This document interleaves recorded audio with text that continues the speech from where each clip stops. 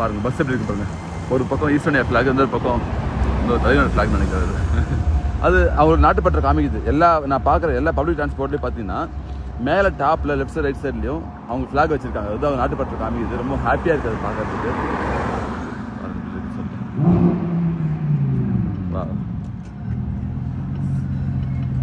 எக்ஸஸ்மெண்ட்ஸ் நினைக்கிறேன். நம்ம ஃபாஸ்ட்டாக வந்தார், டக்குன்னு ஸ்டாப் பண்ணார். சூப்பராக இருக்கு. இங்கே ஒரு ஷாப்பிங் மால் இருக்குது வீருன்னு சொல்லிட்டு. நம்ம வீரேந்திர சேவாக் இருக்கார்ல, அவருடைய பேரில், அவருடைய பெட் நேம் தானே வீரு, அதே பேரில் இருக்குது. இதுதான் ஒரு பார்க்கு.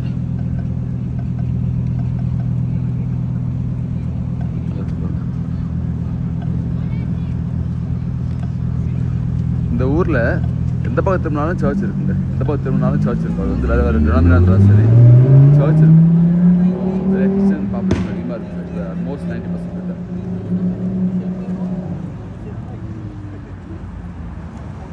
ரொம்ப ரேராக தான் வந்து என்னால் ஆங்கில மொழியை பார்க்க முடியுது. எல்லாமே மோஸ்ட்லி இந்த ஈஸ்டர்ன் லாங்குவேஜ் தான் எழுதியிருக்காங்க.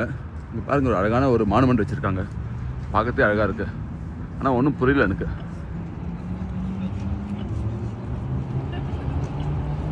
நல்ல கார்ட்டூனில் போட்டிருக்காங்க. ப்ராப்ளி இந்த லோக்கல்ஸ்க்கு புரியுன்னு நினைக்கிறேன் அவங்க என்ன சொல்ல வராங்கன்னு சொல்லிட்டு. ஏதோ ஒரு ஸ்டோரி நினைக்கிறேன். ஸ்டோரி கார்ட்டூனாக வரைஞ்சி ஒரு பாசிட்டிவ் வைப்ரேஷனுக்காக வச்சுருக்காங்க நினைக்கிறேன். அழகாக இருக்கு பாருங்க. ஏதோ தங்க பிஸ்கெட்லாம் எடுத்து ஒரு இதில் போடுறாங்க. அதுக்கப்புறம் கொளுத்திடுறாங்க. ஒன்றும் புரியல, வித்தியாசமாக இருக்கு. ஆனால் ஸோ ப்ராப்ளி அந்த சில்ட்ரனுக்கு ரொம்ப பிடிக்கும் எனக்கு. சில்ட்ரன் ஸ்டோரிஸ் நினைக்கிறது. குழந்தைங்க படிக்கும்போது அவங்களுக்கு வந்து ரொம்ப பிடிக்கும். இப்போ பார்க் வருவாங்கல்ல, பார்க் விளையாட குழந்தைங்க வந்து படிக்கிறதுக்காக வச்சுருக்காங்க நினைக்கிறேன்.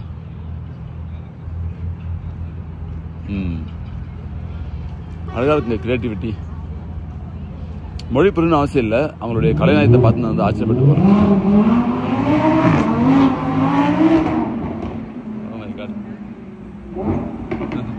எல்லாரும் இப்படி இருக்காங்க. இந்த மாதிரி கார் வேகமாக ஓட்டுறவங்க சவுண்டோடு 2 சைடில் வச்சுருக்காங்க. அதான் அங்கே பாருங்கள், இங்கிலீஷில் வச்சுருக்காங்க. Okay, super. So worth. இந்த வீடியோ வந்து உண்மையிலே ஒர்த்துங்க.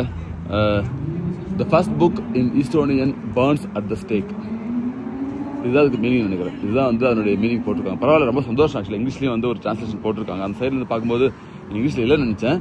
பட் அதே ஸ்டோரியை வந்து இந்த பக்கம் இங்கிலீஷில் போட்டிருக்காங்க. ரொம்ப அருமையாக இருக்குது பாருங்கள். நவம்பர் 1525 லுபெக், ஜெர்மனியில் ஒரு சிட்டி. ஆக்சுவலாக something suspicious in heading from the Golden Horn in towards the harbor.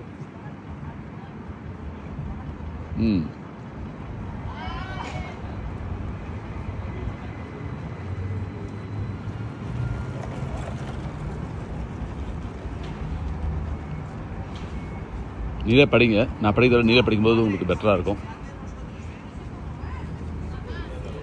எவ்வளோ அழகாக இருக்கு பாருங்க ஸ்டோரி.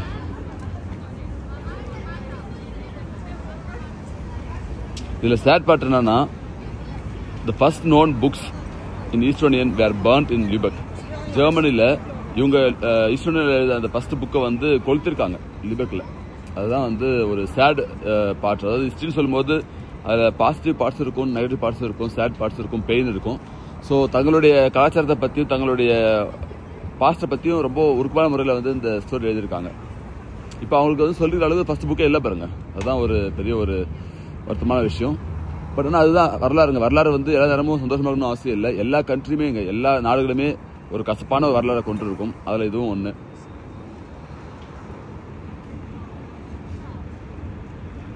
இதுக்கு ஏன் இந்த இப்போ எனக்கு புரியுதுங்க எதுக்கு வந்து இந்த ஸ்டோரி போட்டிருக்காங்கன்னா, ஈஸ்டோனியாவில் மக்களுக்கு வந்து புத்தகம் வாசிக்கிற பழக்கம் அதிகங்க. அதனால் பார்த்தீங்கன்னா புக் ஃபேர் போடுற நிறைய புக் ஃபேர் வச்சிருக்காங்க, நிறைய புக் ஸ்டோர் வச்சிருக்காங்க. அது கூட்டம் அதிகமாக இருக்குது.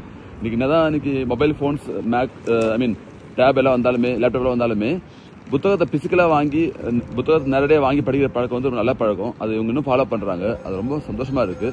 அப்படிப்பட்ட மக்களுக்கு வந்து இந்த மாதிரி ஸ்டோரி கேட்கும்போது அவங்களுக்கு வந்து இந்த மாதிரி ஸ்டோரி படிக்கும்போது அவங்க ரொம்ப வந்து டச்சிங்காக இருக்கும்னு நினைக்கிறேன். ஸோ அதை மென்ஷன் பண்ணியிருக்காங்க. இது இன்னொரு ஸ்டோரி ஈஸ்டோனியன் லாங்குவேஜ் வச்சுருக்காங்க. சரி, நான் அந்த பக்கம் போகும்போது இங்கிலீஷில் இருக்குன்னு நினைக்கிறேன். ரொம்ப சந்தோஷமாக இருக்குங்க அது பார்க்கும்போது. அதான் உங்களுக்கு நான் ஷேர் பண்ணுறேன். ஏதோ நான் இந்த ஊருக்கு வந்தேன், சுற்றி பார்த்ததை தாண்டி இந்த ஊரில் என்ன வந்து நான் வந்து என்னுடைய மெமரிஸில் கொண்டு போகிறேன். இந்த ஊரில் என்ன தெரிஞ்சுக்கிறது தான் ரொம்ப ஒரு முக்கியமான விஷயம். அதுதான் வந்து ட்ராவலோட பெரிய ஒரு பியூட்டியே.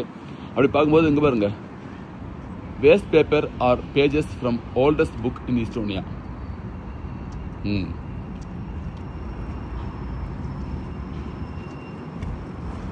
In 1533, the Tallinn Town Council requests the creation of an Estonian language catechism for Christian education. The task was given to the zealous Simon von Rett, a German pastor at St. Olaf Church, whose professional and personal life unfortunately leaves much to be desired. Okay. இதுவும் அதே மாதிரியான ஒரு story தான்.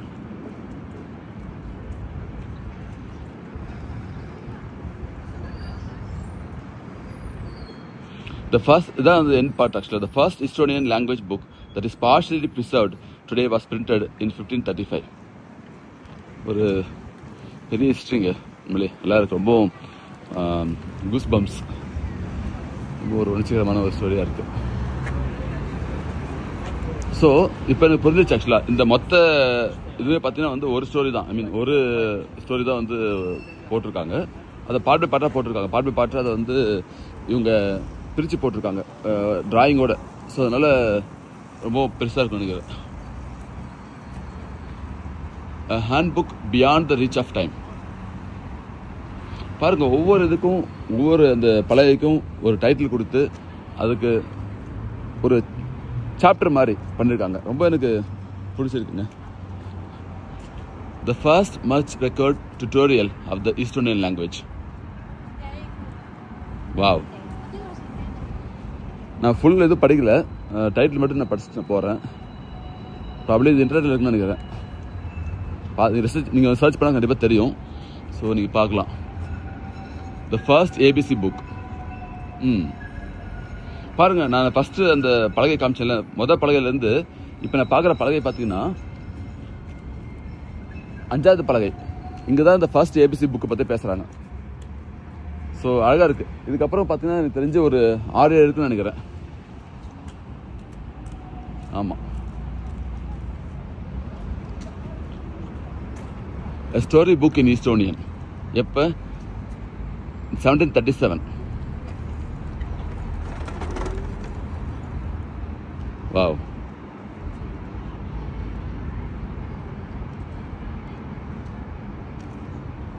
First story புக்கே 1737 தான் பண்ணியிருக்காங்க. Amazing. இது நடந்து போகிறதுக்கு வச்சுருக்காங்க, நடந்து போகிறதுக்கு விட்டுருக்காங்க, விட்டுட்டு திரும்ப கண்டினியூ பண்ணுறாங்க. ரொம்ப அருமையாக இருக்குங்க எனக்கு.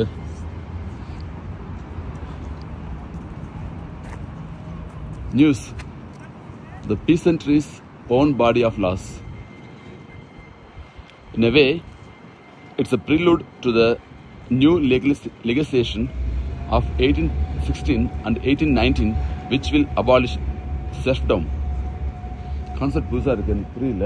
அப்புறம் தான் ரிசர்ச் பண்ணணும்.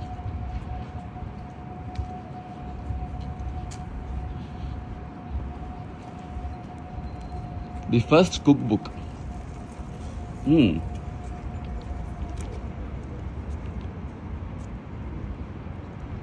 1781 பண்ணியிருக்காங்க ஃபர்ஸ்ட் குக் புக் ஈஸ்டோனியன் லாங்குவேஜில். அப்போ அத்தனை வருஷங்களாக அவங்க எந்த புக்கை படித்தான்னு தெரிலங்க. ப்ராபப்ளி ரஷ்யனாக இருக்கலாம், இல்லை வேறு என்ன லாங்குவேஜாக இருக்கலாம், உக்ரைனியாக இருக்கலாம், எனக்கு தெரியல.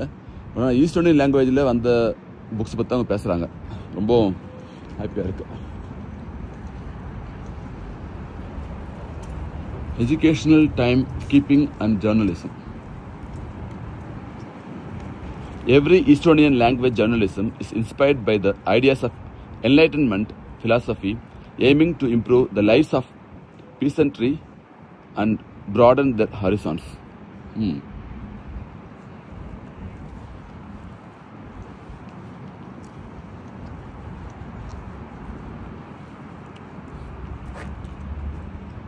A collection of folk songs that still ring today.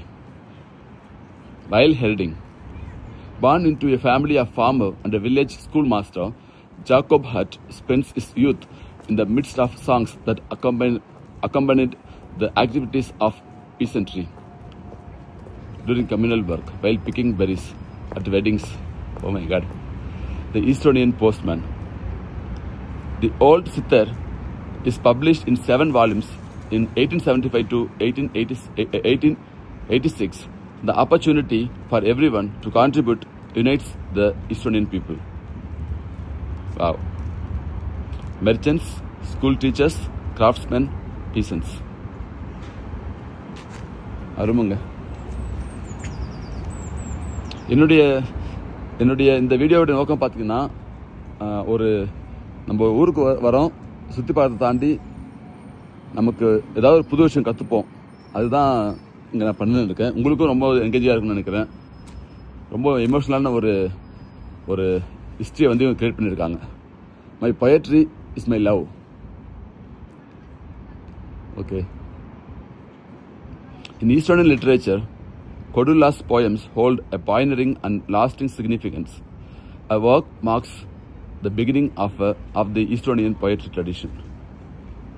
Okay, a woman poetess. Lydia Jensen.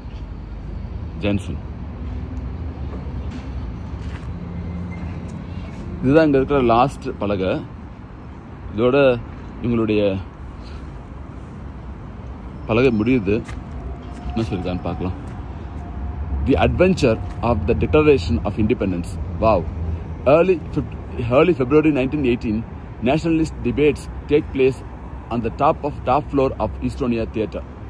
The outbreak of the World War has sparked a boom in political manifestos. Okay. On 23rd February at 8 p.m. on the balcony of Theatre Endla in Pernau, Hugo Kussner recites the declaration in a clear and resounding voice. Equality of citizens, Estonians' desire for freedom goes back centuries. National sovereignty, cultural autonomy, Estonia within her historical and ethnic boundaries is declared as of today an independent democratic republic. The Estonian Declaration of Independence lays the foundations for Estonian statehood. Manifesto to the people of Estonia 1918. அதாவது முதல் உலகப் போர் நடந்துச்சு பார்த்தீங்களா, 1914 1918 வரைக்கும். அந்த முதல் உலகப் போர் முடியும் போது அதே நேரத்தில் ஈஸ்டோனியாவுக்கும் சுதந்திரம் கிடைச்சிருக்குங்க. அதுதான் வந்து ரொம்ப எமோஷனலாகவும் ரொம்ப ஒருக்கமாகவும் அது வந்து பதிவு பண்ணியிருக்காங்க. எனக்கும் பர்சனலாக இதை படிக்கும்போது மிகவும் ஒரு சந்தோஷத்தை கொடுத்துச்சுங்க. ஏன்னா நான் இதெல்லாம் மிஸ் பண்ணிருப்பேன் நினைக்கிறேன். பட் ஆனால் அந்த மிஸ் பண்ணலை, எனக்கு வார்த்தையில் வரல. ஸோ மிஸ் பண்ணலை. எல்லா நாடுமே பார்த்தீங்கன்னா ஒரு கஷ்டமான பாதையை கடந்து வந்திருக்கும். அப்படிதான் ஈஸ்டோனியாவும் ஒரு மிக ஒரு கஷ்டமான பாதையை கடந்து வந்து இன்றைக்கி வந்து பார்த்தீங்கன்னா ரொம்ப ப்ராஸ்பரஸாகவும் ரொம்பவும் வந்து டெவலப்டு கண்ட்ரியாக இருக்குங்க. ஜெர்மனி மாதிரியே வந்து இந்த கண்ட்ரி ரொம்ப டெவலப் தான். நிறைய ஐடி கம்பெனிஸ் இருக்குது, எல்லாருமே படிச்சிருக்காங்க. எல்லாருக்குமே வந்து பார்த்தீங்கன்னா சேலரி வந்து பெட்டரான சேலரி இருக்குது. வறுமை கோடு கீழே வாழ்றவங்க ரொம்ப கம்மியான பேர் தான். அதே மாதிரி பார்த்தீங்கன்னா ரொம்ப வசதியானவங்க கம்மியான பேர் தான். அதாவது நான் நேற்று ஒரு கப்பலில் மீட் பண்ணேன், ஈஸ்டர்ன் கப்பலில் மீட் பண்ணேன். அவங்க சொன்னது தான், பணக்காரங்க கம்மி தான், அப்புறம் எல்லாரும் பணக்காரங்க தான். அதாவது the percentage of poor people and the percentage of rich people are less. சரிங்களா? ஸோ அப்படி பார்க்கும்போது பார்த்தீங்கன்னா எல்லாருக்குமே வந்து பெட்டரான லைஃப் கிடச்சிருக்குங்க. அதுதான் இந்த கண்ட்ரியோடைய வெற்றியும் கூட. ஸோ பாருங்கள், இந்த பார்க்கில் எந்த அளவுக்கு கிரியேட்டிவாக பண்ணியிருக்காங்க. சுத்தமாக இருக்குது பாருங்கள், ரொம்ப எந்த ஒரு இதுவுமே இல்லை. ஆக்சுவலாக க்ளீனாக இருக்குது.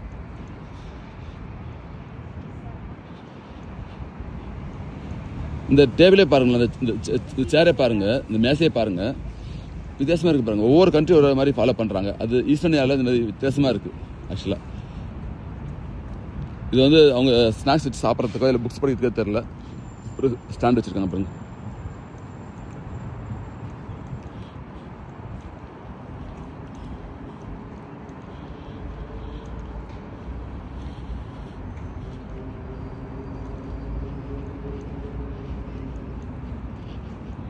நிறைய பூக்கள் பூத்துருக்கு. இந்த ப்ளூ கலர் பூ ஜெர்மனியில் பார்த்துருக்கேன். பட் இந்த கலர் பூ நான் ஜெர்மனியில் பார்க்கல. ஒருவேளை எங்கே மட்டும் தான் பூக்குமான்னு தெரிலங்க.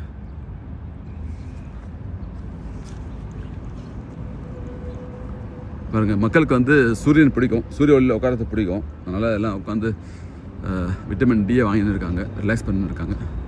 எதுவும் பண்ண வேணாங்க. இப்போ எங்கள் பால்டிக்ஸ் இருக்குது, இல்லை எங்கள் பார்க் இருக்குது. நீங்கள் வந்து உட்காந்துட்டு ஜஸ்ட் ஒரு புக்ஸ் படித்தா போதும், இல்லை புக்கு படித்தா போதும், இல்லை வேறு தான் நீங்கள் வந்து ஜஸ்ட் மெடிடேட் பண்ணுற மாதிரி ஜஸ்ட் கண்ண முடிந்தால் போதும். அந்தளவுக்கு ஒரு பியூட்டிஃபுல் எக்ஸ்பீரியன்ஸ். ஏன்னா இந்த குளிருக்கு வந்து இந்த சூரிய ஒளியில் உட்காரது ரொம்ப ஒரு சந்தோஷமான ஒரு விஷயம். பாருங்கள், ஒரு அழகான ஒரு சிலை வச்சுருக்காங்க.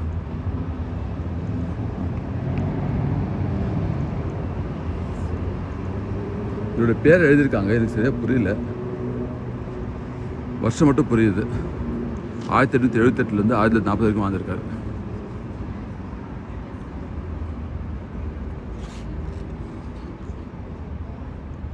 அழகாக மரத்தில் பண்ணியிருக்காங்க, தான் அதனுடைய அழகு. ஆக்சுவலாக மரத்தில் பண்ணியிருக்காங்க.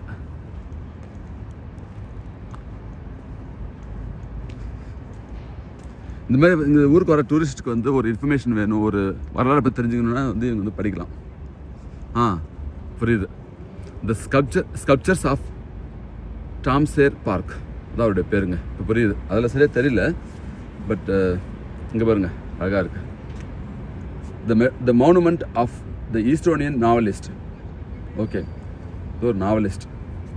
Wow, great. இந்த மாதிரி நிறையா வச்சுருக்காங்க பாருங்க. டாம் சேரே பார்க், இந்த பார்க் பேர் டாம் சேரே பார்க் தான். அண்ட் த சரௌண்டிங் பில்டிங்ஸ், அதை பற்றி வரலாறு ஆக்சுவலாக 1944 சொல்லியிருக்காங்க. Super. Architectural solution of Tammsaare park in 2012. The trees of bushes of Tammsaare park. அதாவது இந்த பார்க் இருக்கு பாருங்க. அதாவது 1900 இருக்கட்ட தெரியலையே, ஒரு ஓல்டு ஃபோட்டோ நினைக்கிறேன், 1951 தெரியுது. ஆனால் இங்கே இருக்கிற மரங்களை பற்றி பேசியிருக்காங்க, அதனுடைய மரங்களுடைய ஸ்பெஷாலிட்டி என்னன்னு சொல்லிட்டு பேசியிருக்காங்க. ஸோ ரொம்ப சந்தோஷமாக இருக்குது. ஒரு நேரத்துக்கு நன்றி. கண்டிப்பாக இந்த வீடியோ உங்களுக்கு பயனுள்ளதாக இருக்குன்னு நினைக்கிறேன், எஸ்பெஷலி புக் லவர்ஸ்க்கு. அதாவது நீ புதுசாக தெரிஞ்சிருப்பீங்கன்னு நினைக்கிறேன். என்னோடய சேனலை லைக் பண்ணுங்கள், ஷேர் பண்ணுங்கள், சப்ஸ்கிரைப் பண்ணுங்கள். இனி வரும் காலங்களில் கண்டிப்பாக இன்னும் பல இன்ட்ரெஸ்டான விஷயங்கள் நான் வந்து உங்களுக்கு பதிவு பண்ணி நான் வீடியோவை போடுறேன். அது மட்டும் இல்லைங்க, இன்றைக்கி மதியானம் நான் வந்து ஈஸ்டோனியாவிலேருந்து லாட்வியா கிளம்புறேன். டாலின்லேருந்து ரிகா கிளம்புறேன். பஸ்ஸில் தான் ஒரு 350 கிலோமீட்டர் இருக்கும். ஒரு 4 ஹவர்ஸில் 3 ஹவர்ஸில் போயிடலாம். அந்த அளவுக்கு ரோட் ஃபெசிலிட்டி நல்லா இருக்குது. ஸோ அங்கே போயிட்டு நான் அங்கேருந்து நான் உங்களுக்கு நிறைய வீடியோஸ் எடுத்து போடுறேன். அதாவது இன்னும் ஒரு சில மணி நேரங்களில் என்னுடைய ஈஸ்டோனியா ட்ரிப் முடியும். குறைய 3 நாள் இங்கே நான் ஸ்பெண்ட் பண்ணிட்டேன். நீ காலையில் இன்சூரன்ஸ் பெருசாக நான் ட்ராவல் பண்ணலங்க, கொஞ்சம் ரெஸ்ட் எடுத்தேன். அதுக்கப்புறம் திரும்ப லாட்வியா, லித்துவேனியா, அப்புறம் பெலாரஸ் 3 நாடுகள் வந்து பைப்லைனில் இருக்குது. ஸோ நிறையா ட்ராவல் பண்ண வேண்டியது இருக்குது, நிறையா எக்ஸ்ப்ளோர் பண்ணணும். உங்களோட ஆதரவுக்கு நன்றி. Thank you so much. Take care. பாய்.